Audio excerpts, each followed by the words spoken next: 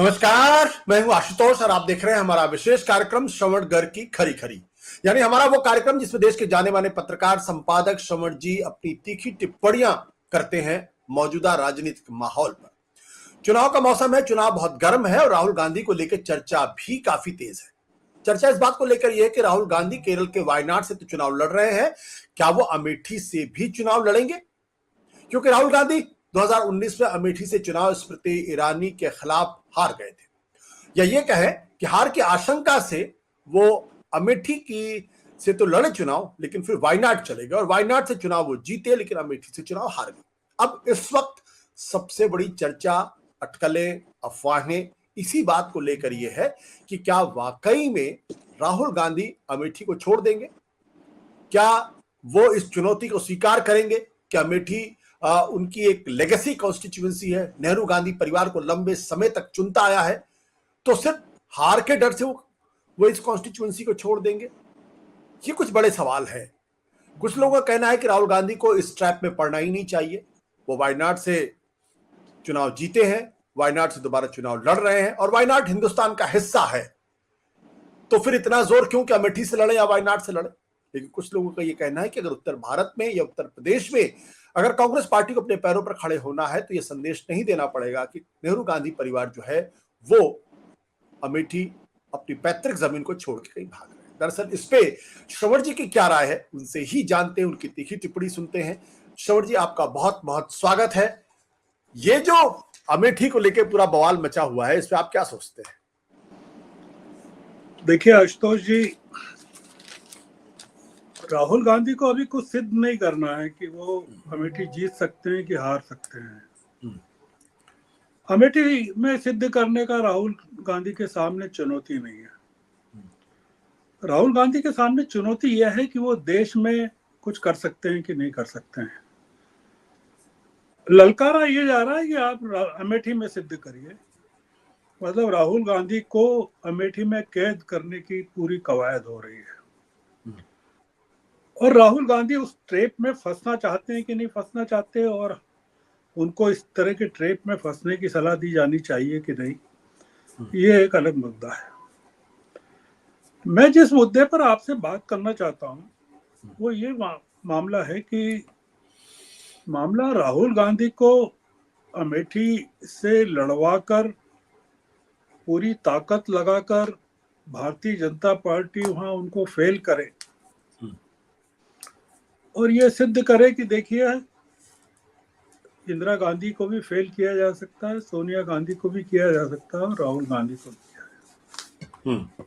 अमेठी में अगर फेल होती है तो स्मृति ईरानी जो झंडा गाड़ेंगी उससे कुछ बनता बिगड़ता नहीं है। राहुल गांधी का बहुत कुछ बिगड़ता है और इंडिया अलायंस का काफी कुछ बिगड़ता है। मैं जिस मुद्दे को आपके सामने बुलाना चाहता हूं वो ये है कि राहुल गांधी की लड़ाई कितने मोर्चों पर चल रही है। न सिर्फ भारतीय जनता पार्टी राहुल गांधी को असफल करना चाहती है, वो लोग जो कांग्रेस छोड़कर भारतीय जनता पार्टी में शामिल हो रहे हैं वो करना चाहते हैं, कांग्रेस के अंदर जो कुछ बचे हुए लोग हैं वो करना चाहते हैं। एक मुद्दा जो ये है, जो इम्पोर्टेंट है और जिसकी तरफ हम लोगों ने ध्यान नहीं दिया, कि क्या इंडिया अलायंस के लोग भी राहुल गांधी को फेल करना चाहते हैं। अच्छा जी, देखिए ये इसकी तरफ किसी ने ध्यान नहीं दिया। मैंने थोड़ा ध्यान दिया है, बहुत ज्यादा दूंगा। राहुल गांधी का वायनाड में विरोध कौन कर रहा है? राहुल गांधी का वायनाड में विरोध जो कैंडिडेट है वो सीपीआई के नेता डी राजा की वाइफ है, एनी है। और पूरी की पूरी केरल सरकार वायनाड में राहुल गांधी के पीछे लगी हुई है और ये प्रचार किया जा रहा है कि आप तो जाइए नॉर्थ से लड़िए, ये आपका केरल में आपका क्या लेना देना है। वहां के मुख्यमंत्री ने मोर्चा संभाला हुआ है।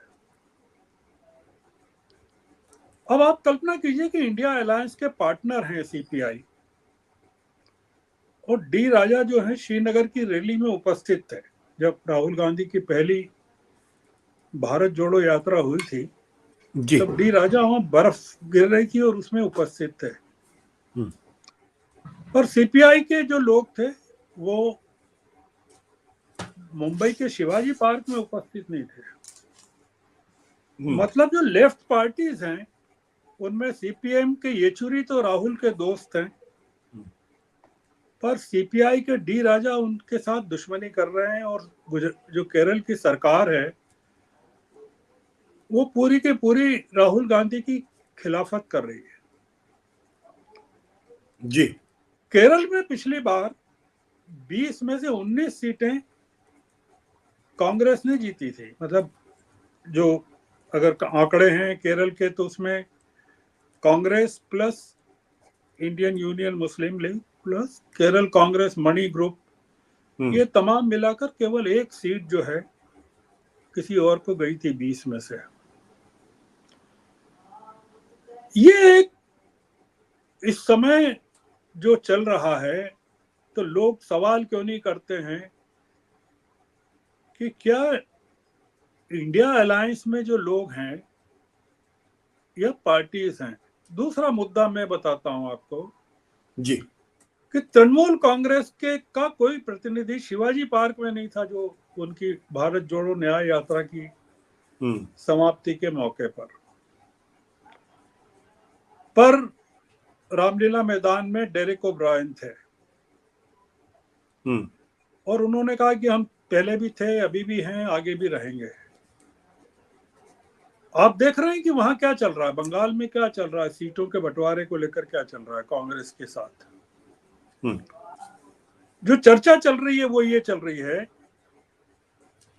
अफवाह है जिसको कह सकते हैं, कुछ सच्चाई है तो कह नहीं सकते, कि क्या ममता बनर्जी और भारतीय जनता पार्टी के बीच में कोई गुप्त समझौता है। उसका कारण यह है कि आप केजरीवाल को तो बुलाकर बंद कर देते हैं समन देकर, हेमंत सोरेन को भी बंद कर देते हैं, दो मुख्यमंत्रियों को चुनाव के टाइम में, मतलब चुनाव की अधिसूचना के बाद केजरीवाल को भी बंद कर दिया गया, अनप्रेसिडेंटेड। आप अभिषेक बनर्जी को के बारे में कहते हैं कि चुनाव के बाद उनको बुलाएंगे, मंजूर कर लेते हैं। जी। कश्मीर में, जम्मू कश्मीर में महबूबा मुफ्ती और नेशनल कॉन्फ्रेंस दोनों सदस्य हैं, दोनों अलाइज हैं इंडिया अलायंस के, दोनों आपस में झगड़ा कर रहे हैं सीटों को लेकर।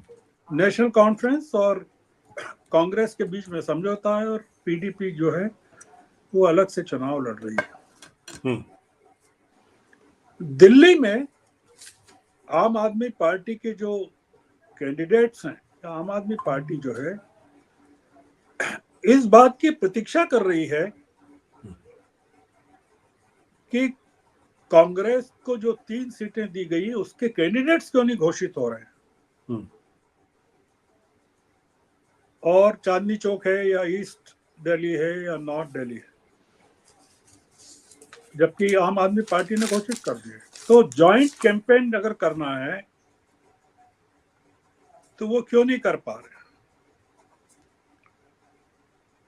ये कुल मिलाकर जो एक मामला है, वो जो पिक्चर इमर्ज हो रहा है वो ये हो रहा है कि इन चुनावों के बाद न सिर्फ एक नई कांग्रेस का जन्म होगा, एक नए अपोजिशन अलायंस का भी जन्म होगा।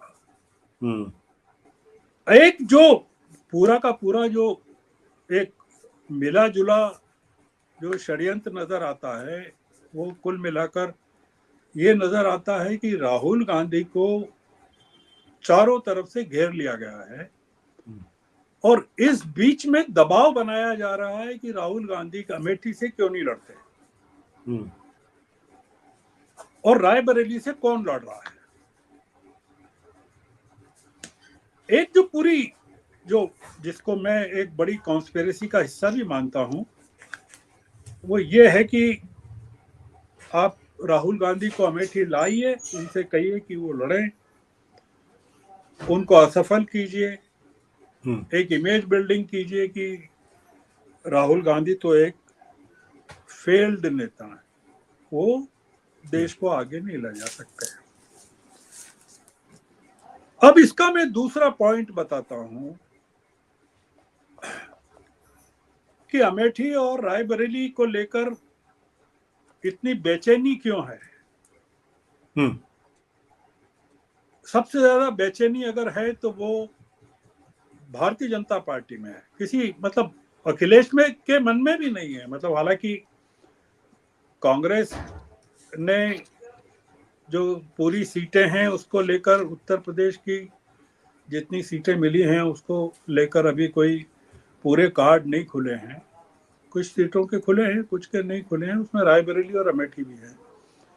और इस बीच में रॉबर्ट वाड्रा का एक बयान आता है कि वो अमेठी से लड़ सकते हैं, और रॉबर्ट वाड्रा के बयान पर काफी डिबेट्स भी हो जाती हैं कि वो कैसे कह रहे हैं, क्यों कह रहे हैं। मैं उसमें ये देखता हूं कि रॉबर्ट वाड्रा को नहीं है, असंवेदनशील नहीं है कि वो गांधी परिवार को नुकसान पहुंचाने के लिए या कांग्रेस को या इंडिया अलायंस को नुकसान पहुंचाने के लिए इस तरह का कोई बयान देंगे कि लोग चाहते हैं कि मैं लड़ूं यहां से। मैं एक छोटा सा एक कॉइन उछाल रहा हूं हवा में, और वो कॉइन ये है आशुतोष जी कि मान लीजिए कि प्रियंका गांधी लड़ती हैं अमेठी से स्मृति ईरानी के खिलाफ।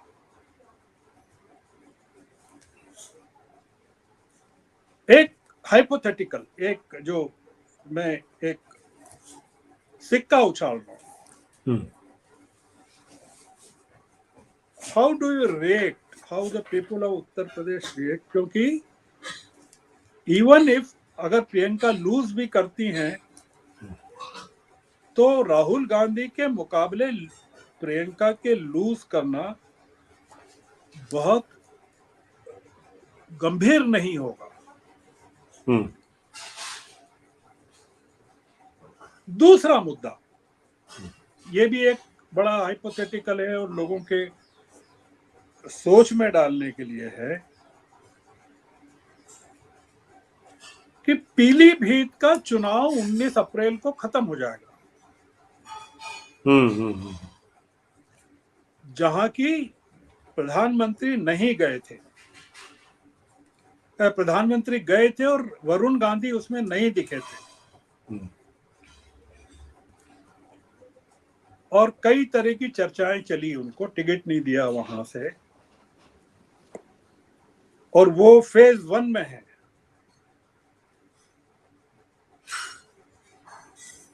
आप मुझे बताइए कि अगर वरुण गांधी रायबरेली से एज एन इंडिपेंडेंट खड़े हो जाते हैं जितिन प्रसाद के खिलाफ, मेरे ख्याल से वही है, रायबरेली से कौन है मुझे पता नहीं, ध्यान नहीं मुझे, पीलीभीत में है जितिन प्रसाद, तो रायबरेली से अगर वरुण गांधी खड़े हो जाते हैं, वहां पे नॉमिनेशन क्लोज होने की तारीख 20 मई है।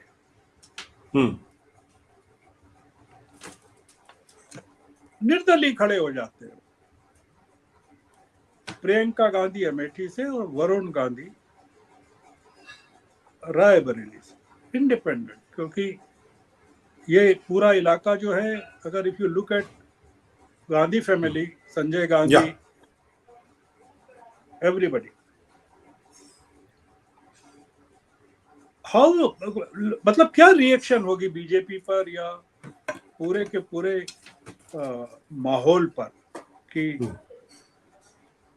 अगर प्रियंका गांधी पूरे हिमाचल के विधानसभा इलेक्शन को सिंगल हैंडेडली कंट्रोल कर सकती हैं और पार्टी को जिता सकती हैं। और भाषण देने में वो स्मृति ईरानी से 4 कदम आगे हैं और राहुल गांधी से 10 कदम आगे हैं। जो मैं अपनी आखिरी बात जो कंक्लूड करना चाहता हूं वो ये करना चाहता हूं कि ये जो चुनाव है जो होने जा रहा है वो राहुल गांधी के लिए क्यों इतना चुनौतीपूर्ण है, और उनको फेल करने के लिए जो फोर्सेस हैं वो कांग्रेस के अंदर भी हैं, जो कांग्रेस छोड़कर गए हैं वो भी हैं, भारतीय जनता पार्टी पूरी ताकत लगा रही वो भी है जी, और इंडिया अलायंस के जो पार्टनर्स हैं जिसमें आप लेफ्ट को भी देख लें, टीएमसी को भी देख लें, आम आदमी पार्टी को भी देख लें, पीडीपी को भी देख लें, नेशनल कॉन्फ्रेंस को भी देख लें, तमाम पार्टियां अगर आप बाद में देखेंगे, कैलकुलेट करेंगे, जो ऊपर से दिख रहा है वो बता रहा हूं मैं, तो आपको एक अलग तरह का पिक्चर समझ में आएगा। जी जी, जी, ठीक है। Thank you sir, thank you.